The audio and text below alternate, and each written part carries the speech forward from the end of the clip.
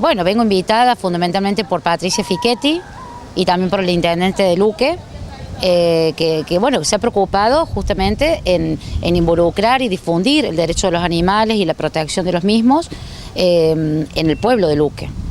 Yo creo que la cultura y la educación es lo primero que tiene que haber en un pueblo para después no tener que después estar reparando lo mal hecho, digamos, y no estar haciendo políticas, y por ahí se gasta hasta más dinero frente a actos de mucha crueldad, como se ven en muchos pueblos, por falta de educación y falta de políticas públicas. Entonces la educación es lo primero que tiene que haber, cómo tratar a nuestra mascota, cómo tratar a nuestro animal, qué derechos tiene, qué obligaciones tiene el Estado, cuáles son las consecuencias morales que tenemos como sociedad cuando maltratamos a un animal.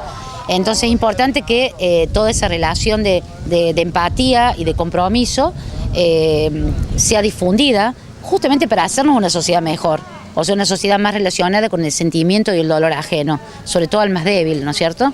En los pueblos es muy común por ahí que la gente tire los perros, en los pueblos, en las ciudades es lo mismo, como que hay una desaprensión frente al dolor de otros seres, y esto no solamente queda en el maltrato de perros, gatos, caballos, sino que además trasciende la cuestión humana, ¿no es cierto? Cuando vemos criaturas también abandonadas o vemos, digamos, gente accidentada tirada en la calle, es todo parte de una violencia social que se vive y parte de una falta de compromiso frente a la ayuda y al dolor ajeno. Y yo creo que los proteccionistas lo que estamos haciendo es justamente poner en funcionamiento la ley. Porque la ley 14346 es una ley muy vieja, es una ley del año 54, es una ley que tiene como 60 años y que prácticamente no había sido usada, justamente porque la sociedad no requería el empleo. Cuando ahora se desarrollan todos estos movimientos, digamos, sociales de protección a los animales, y entonces la gente empieza a denunciar, empiezan a funcionar la fiscalía, la policía, ya el intendente se preocupa, entonces empieza realmente la ley a tener vida, pero esta ley es una ley vieja, que incluso ahora se está por modificar, aumentando las penas e incluyendo otras conductas ilícitas para que también son alcanzadas, para que sean alcanzadas, por ejemplo el abandono, por ejemplo a nivel de causas. Yo me estudio jurídico, empecé teniendo 1, 2, 3 causas en defensa de animales, hoy manejamos más de 500 causas solamente en un estudio jurídico.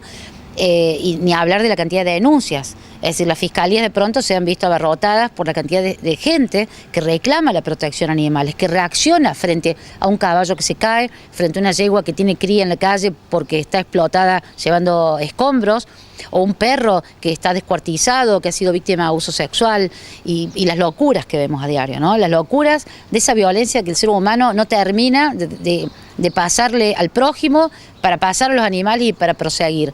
Lo que nosotros vinimos hoy a desarrollar, concretamente yo traté el tema de la violencia animal y las repercusiones en la sociedad y en la violencia intrafamiliar. ¿Por qué? Porque existen estudios donde justamente el maltrato animal es un síntoma de precocidad de violencia intrafamiliar. Entonces tenemos que estar atentos, el Estado tiene que estar atento que cuando una criatura o una persona maltrata a un animal, hay atrás una situación de violencia, es muy probable o que haya un violento o que haya una situación de violencia humana. Entonces nos debe interesar. Entre el paso de maltratar a un animal a una criatura es tan cercano, que nosotros no nos estamos dando cuenta que el mensaje que le estamos dando a los niños, a la sociedad del futuro, a los adolescentes, es un mensaje de violencia. Es decir, ¿cómo se cura la violencia? ¿Se cura poniendo más fiscalías? ¿Se cura poniendo más policías? ¿O se cura también trabajando desde la violencia? Trabajando desde... El mensaje hoy es educar para no tener que castigar luego, ¿no? Exacto. Digamos, cárceles más grandes. No, la cárcel no es una solución. La cárcel es una prevención y la cárcel es un lugar donde debe estar una persona para reinsertarse en la sociedad, rehabilitarse, pero nunca una pena en sí misma, una sanción en sí misma, ¿no es cierto? La educación es la base. Pero parece que el Estado por ahí gasta mal sus dineros, o sea, nuestros dineros, en políticas represivas y no en políticas preventivas. La educación y el respeto a los animales es parte de esa política preventiva.